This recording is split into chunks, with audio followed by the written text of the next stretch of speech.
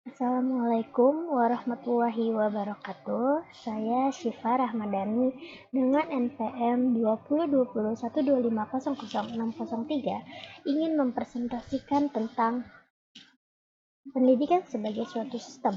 Yang pertama, ada pengertian pendidikan dan sistem. Kedua, komponen dan saling hubung antara komponen dalam sistem pendidikan. Yang ketiga, ada hubungan sistem pendidikan dengan sistem lain dan perubahan kedudukan dari sistem. Keempat, ada pemecahan masalah pendidikan secara sistematik. Kelima, ada keterkaitan antara pengajaran dan pendidikan.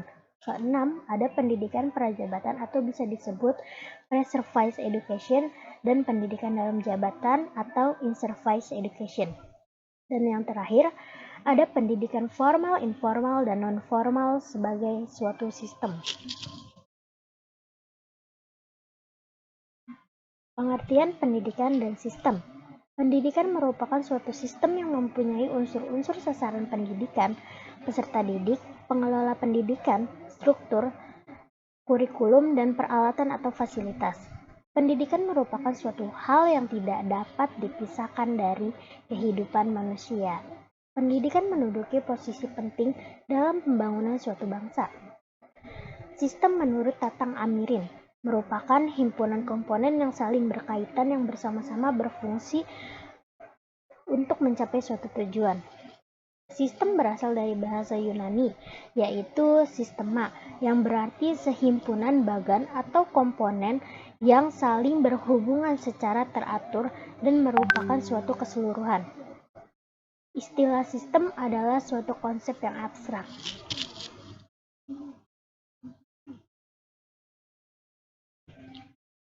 Komponen dan saling hubung antara komponen dalam sistem pendidikan. Pendidikan merupakan suatu sistem yang mempunyai unsur-unsur tujuan atau sasaran pendidikan, peserta didik, pengelola pendidikan, struktur atau jenjang. Pendidikan sebagai sebuah sistem terdiri dari sejumlah komponen.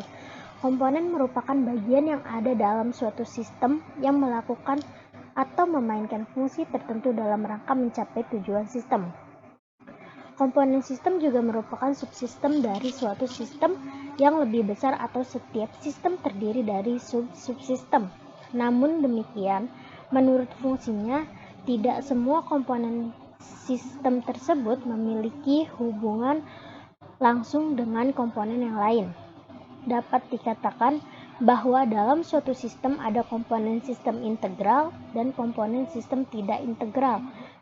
Dalam bidang pendidikan terdiri dari beberapa komponen-komponen yang menunjang, yaitu yang pertama, input dalam sistem pendidikan. Yang kedua, instrumental output dalam sistem pendidikan. Ketiga, output pada sistem pendidikan. Keempat, environmental input pada sistem pendidikan.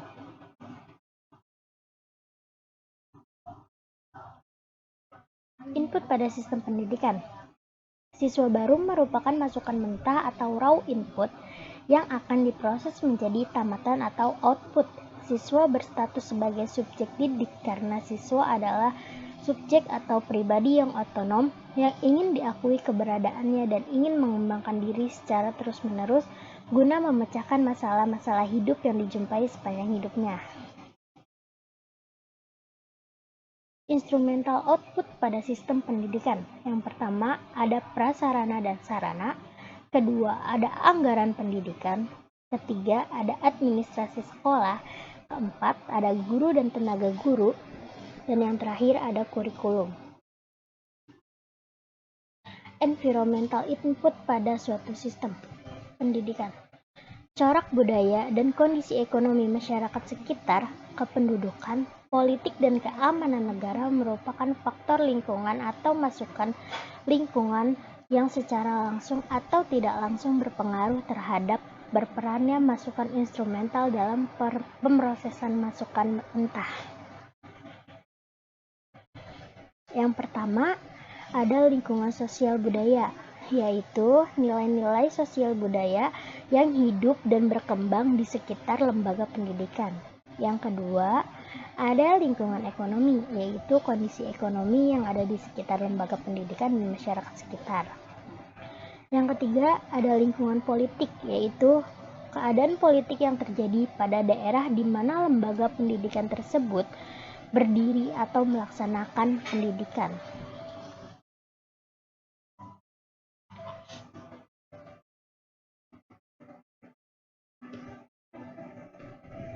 Output pada sistem pendidikan. Yang pertama ada lulusan. Lulusan pendidikan adalah hasil dari proses pendidikan agar sesuai dengan tujuan pendidikan tersebut. Diharapkan lulusan yang dihasilkan dapat memberikan nilai-nilai kehidupan bagi dirinya, lingkungan, dan Tuhannya. Yang kedua ada putus sekolah. Kadangkala proses komponen-komponen pendidikan yang terjadi tidak sesuai dengan apa yang sudah direncanakan sebab adanya hambatan yang ada pada komponen-komponen tersebut sehingga peserta didik yang menjadi input dalam sistem pendidikan akan berhenti untuk melangsungkan pendidikannya atau putus sekolah. Dengan kata lain, putus sekolah disebabkan oleh berbagai macam faktor hambatan pendidikan, baik dari diri peserta didik, proses pendidikan yang terjadi, maupun lingkungan sekitar pendidikan. Hubungan sistem pendidikan dengan sistem lain dan perubahan kedudukan dari sistem. Pendidikan sebagai suatu sistem merupakan subsistem dari suprasistem, di samping mempunyai sub-subsistem pendidikan. Suprasistem itu terdapat beberapa sistem, misalnya sistem ekonomi, politik, pendidikan, keamanan, dan lain-lain. Di sini ada beberapa tingkat keumuman sistem, subsistem, sub-subsistem, dan sub-subsistem.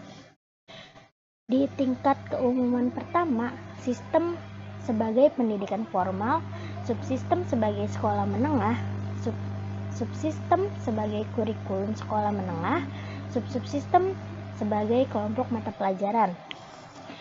Di tingkat keumuman yang kedua, sistem sebagai sekolah menengah, sub-subsistem sebagai kurikulum sekolah menengah, sub-subsistem sebagai kelompok mata pelajaran, dan sub-subsistem sebagai mata pelajaran. Di tingkat keumuman yang ketiga, sistem sebagai kurikulum sekolah menengah, subsistem sebagai kelompok mata pelajaran, sub-subsistem sebagai mata pelajaran, dan sub-subsistem sebagai pokok bahasan.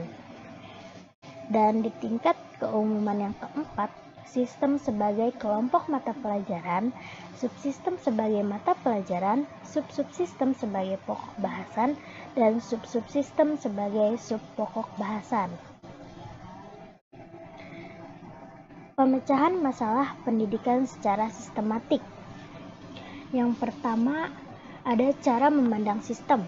Perubahan cara memandang suatu status dari komponen menjadi sistem ataupun sebaliknya, suatu sistem menjadi komponen dari sistem yang lebih besar, tidak lain daripada perubahan cara memandang ruang lingkup suatu sistem atau dengan kata lain ruang lingkup suatu permasalahan. Yang kedua ada masalah berjenjang. Semua masalah saling berkaitan satu sama lain dalam hubungan sebab akibat, alternatif masalah, latar belakang masalah. Yang ketiga ada analisis sistem dan dalam pendidikan. Penggunaan analisis sistem dalam pendidikan dimaksudkan untuk memaksimalkan pencapaian tujuan pendidikan dengan cara yang efisien dan efektif. Dengan demikian, jika tujuan sistem tidak tercapai sepenuhnya, maka dapat diusahakan dengan menemukan komponen yang mengandung kelemahan, menemukan hubungan antar komponen yang mengandung kelemahan, memperbaiki komponen dan ataupun hubungan antar komponen yang lemah tersebut. Keempat, ada saling hubung antar komponen. Komponen yang baik menunjang terbentuknya suatu sistem yang baik, tetapi komponen yang baik saja belum menjamin tercapainya tujuan suatu sistem secara optimal, karena komponen tersebut tidak berhubungan secara fungsional dengan komponen yang lain.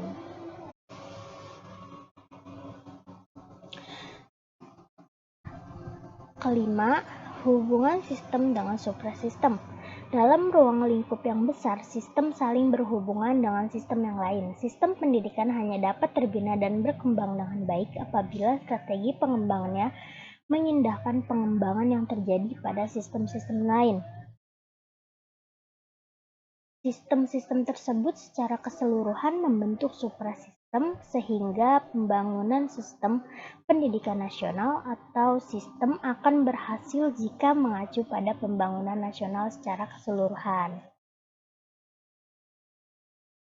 Keterkaitan antara pengajaran dan pendidikan.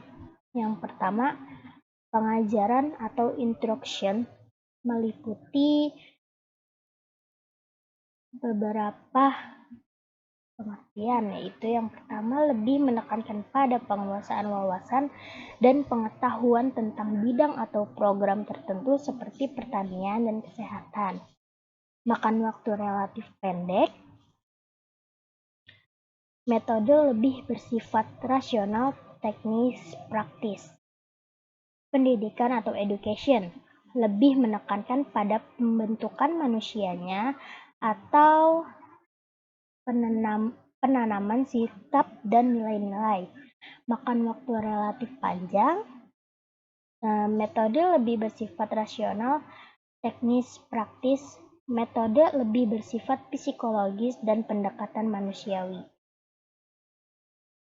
Pendidikan prajabatan atau pre-service education dan pendidikan dalam jabatan atau in-service education. Pendidikan prajabatan berfungsi memberikan bekal secara formal pada calon pekerja dalam bidang tertentu dalam periode waktu tertentu. Sedangkan pendidikan dalam jabatan bermaksud memberikan bekal tambahan kepada orang-orang yang telah bekerja berupa penataran maupun kursus-kursus. Pendidikan formal, non-formal, dan informal sebagai sebuah sistem. Pendidikan formal sering disebut juga pendidikan persekolahan yang berupa rangkaian jenjang pendidikan yang telah baku mulai dari jenjang sekolah dasar sampai dengan perguruan tinggi. Bagi warga negara yang tidak sempat mengikuti atau menyelesaikan pendidikan pada jenjang tertentu dalam pendidikan formal atau putus sekolah, disediakan pendidikan non-formal untuk memperoleh bekal guna terjun ke masyarakat.